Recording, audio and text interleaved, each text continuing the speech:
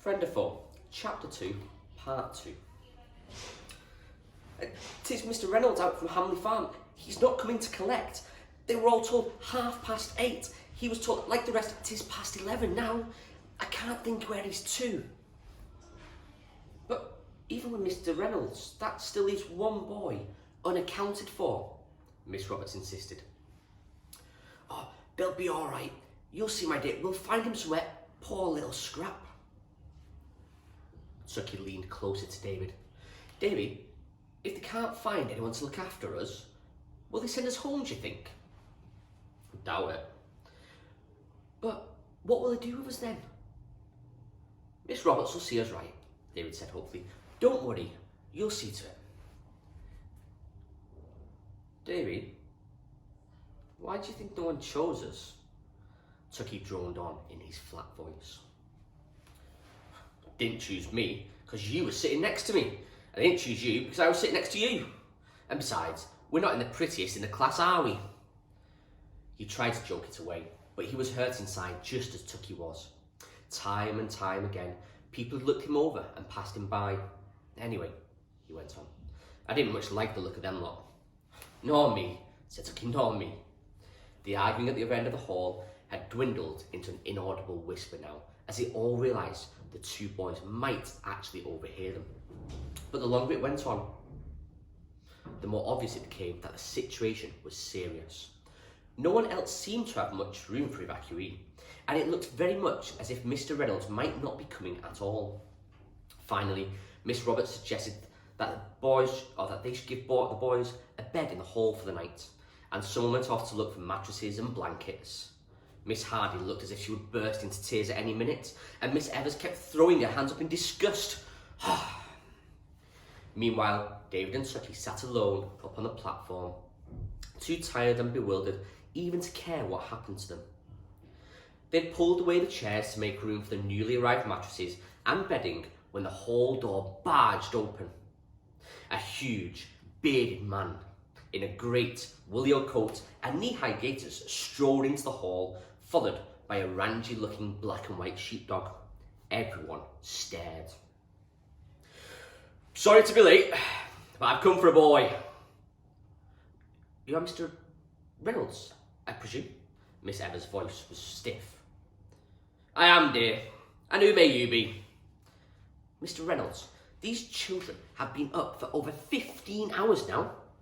Miss Roberts took Miss Evers' hands to stop her, but Miss Evers would go on.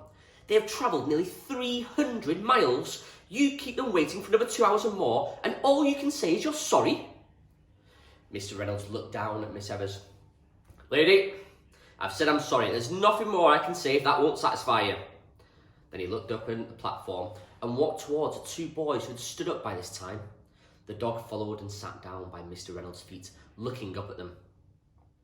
"Sorry to keep you," he said, looking from one to the other. He had bright blue eyes, and the lines of his face disappeared into a beard that was flecked with white at the chin. There was wet mud down the front of his coat, and David noticed a broad gold wedding ring on his hand as he ruffled the dog's neck. "'Twas the mare that did it. She foaled just half an hour ago. I couldn't leave her.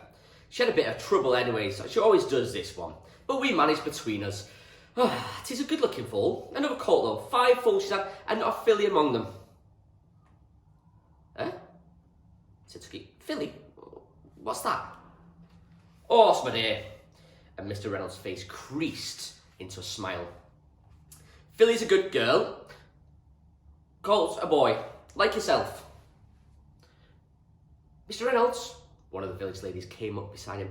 "Mr. Reynolds, which one will you have?" "Which one?"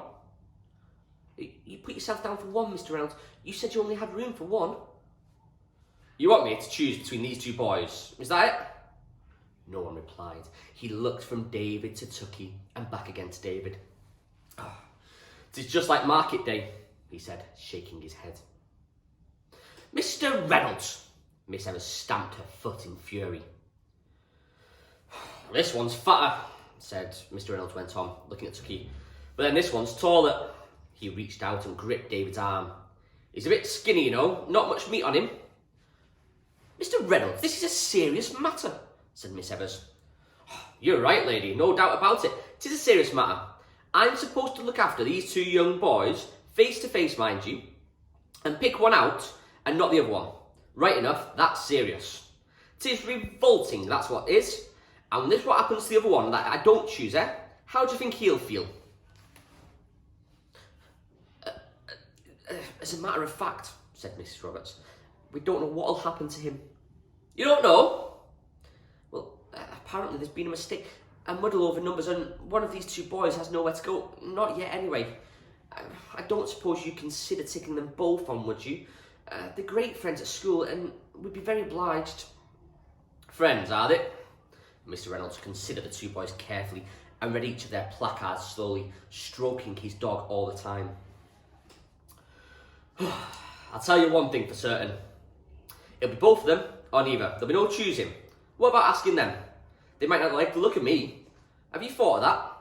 No one said anything. So he asked them direct. Well, what do you think of me? I'm a farmer, 42 years old, married, no children. My name's Jerry Reynolds. I run 96 acres, barley, sheep, milking cows, a few beef cattle, and since the war began, a few acres of potatoes. It is only a small cottage, and you have to share one bed, and do your bit around the farm, mind you. Well, what do you say? Tucky looked at David, and David looked back at him. It was the first good moment of the day. Each understood instinctively what the other wanted. We'll go with you, mister, David said. Mr. Reynolds, my dear, that's what you'll call me, and I'll be glad to have you both. Now take those things off around your necks and get down here. You've given me a crick in your neck talking up at you like this. Thank you, Mr. Reynolds, said Miss Roberts, shaking by the head. I've been the headmistress up till now, and they'll do you proud. You won't regret it. I hope not, Mr. Reynolds said. Come on then, you two, we'll be off. I haven't had my dinner yet. First lambing, then that mare. Oh, quite put me out it has. The dog followed them towards the door. Mr. Reynolds, it was Miss Evers again. You must register before you take them. Register? It's regulations, said Miss Evers icily. We have to know where the children are. Ah, but you know that already, my dear, Mr. Reynolds smiled at her.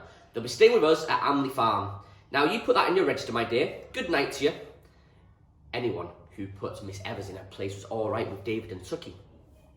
It was cold outside and it was drizzling, and the boys pulled their coats around their legs inside the van and huddled together in the front seats. The van smelt like an animal, and as Mr. Reynolds banged the door and got in beside them, they heard a rustle behind them. David twisted around in his seat and peered into the darkness. One of my orphan lambs, said Mr. Reynolds. Mother died this morning and I can't persuade any of the other ewes to take him on. He keeps warm in the back there, there's plenty of straw. That dog, said Tucky. Where's the dog? Jip. He never comes in the car. Doesn't trust it. He'll follow along behind, he always does. The van started up with a rattle and a roar. Comfortable? Yes, thanks, mister, said Tucky. Tis Mr. Reynolds, Tucky. Can you remember that? Chapter 3.